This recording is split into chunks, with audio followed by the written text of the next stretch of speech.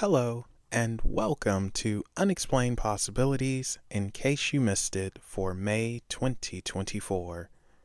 Here, we gather up some weird and offbeat stories that mostly happen throughout the current month that you might not have heard about. So let's not waste any time and jump right into it. Our first story takes us to Saskatoon, Canada. Saskatoon, what a name. Name aside, a person received a ticket for distracted driving because they were using their cell phone while driving. Unfortunately for the person, when they took their phone out, there just so happened to be a motorcycle cop behind them who nonchalantly walked up to the car window and gave them a ticket. However, there's a bit of a catch here. The person and the cop were both in line at a McDonald's drive-thru. And not only that, but the person was bringing up the McDonald's app on their phone because they had earned a free lunch. Because of this, that free lunch turned into a $580 one. However, according to lawyers, the ticket should never have been issued in the first place, considering they were in a private drive-thru and clearly not distracted or a danger. Fingers crossed the guy gets that $580 lunch ticket thrown out. People are more adaptable than most believe, and a woman in Michigan proved this. What you're seeing right now is a rooftop advertising showing off the grocery store. Nothing special about that, right? Well, it's what you can't see that makes it special. That signpost is also a home, sort of. A woman has somehow managed to live in that rooftop advertising for well over a year. And if it weren't for contractors working on the roof spotting her, she'd still be living there. The area in which the woman made her home is 10 to 15 feet long, 5 feet wide, and 8 feet tall. The woman somehow managed to get flooring put in, a desk, computer, a pantry of goods, and even a coffee maker. Needless to say, cops were called, and while she wasn't arrested, they trespassed her. No word on where she's moving to next, but hopefully it'll be someplace with a view. It took a few years, but police finally arrested someone who has been terrorizing a Southern California neighborhood for years. This scumbag has finally been brought to justice after using a slingshot. A slingshot? Oh, well, okay. To cause mayhem. Hopefully, they throw the book at this 81-year-old man. 81? Alright, well, hopefully they throw the book at this 81-year-old man. A 10-year investigation. A 10-year investigation. Oh, wow. Okay.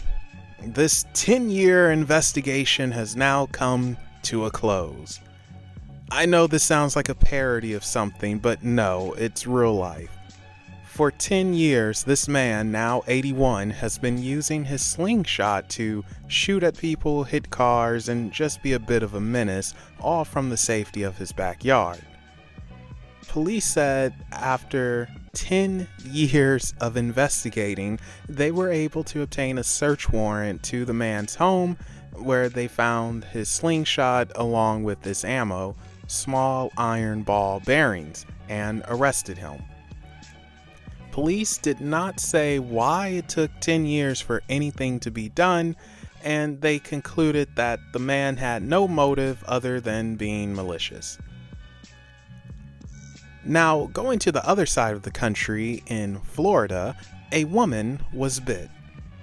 Now, I want you to take a moment and try to guess what could have possibly bitten this woman. Okay, moment up. This woman was bitten by a Catholic priest. if you somehow guessed this one, then you need to go and play the lottery. Yes, a Catholic priest bit a woman during communion. At first, the priest wouldn't give the woman the little wafer, and then according to witnesses, he tried to force it in her mouth, which caused her to back up, and she said, "No, not like that." The priest then lost his cool and bit the woman. The priest claims he did this to defend himself and the sacrament. Somehow, I don't think that defense will stand up in court, as the priest was charged with battery, but he wasn't arrested, so he avoided being in a cell with Bubba, who would have given the priest prison communion. Finally, Hershey's chocolate is being sued, and the reason for this is just too stupid to make up. 4 Florida people are suing Hershey's because they were very disappointed that the candies they bought late last year looked plain and lacked the explicit carved out artistic design shown on the packaging, and if they would have known that, they wouldn't have bought it. The 4 people are seeking $5 million to make up for their disappointment. The lawyer representing the 4 people must be the Gloria Aldridge of junk food, because he has lawsuits going against Burger King and Taco Bell for selling items that don't look like the advertising. I'm about 5 seconds away from giving up on humanity. And that concludes In Case You Missed It for May 2024. Thank you all for watching, and if you have your own offbeat stories, feel free to share it with us in the comment section down below, or share it with us on social media. You can find those links in the description below. Thank you all for watching, and we will be seeing you in June.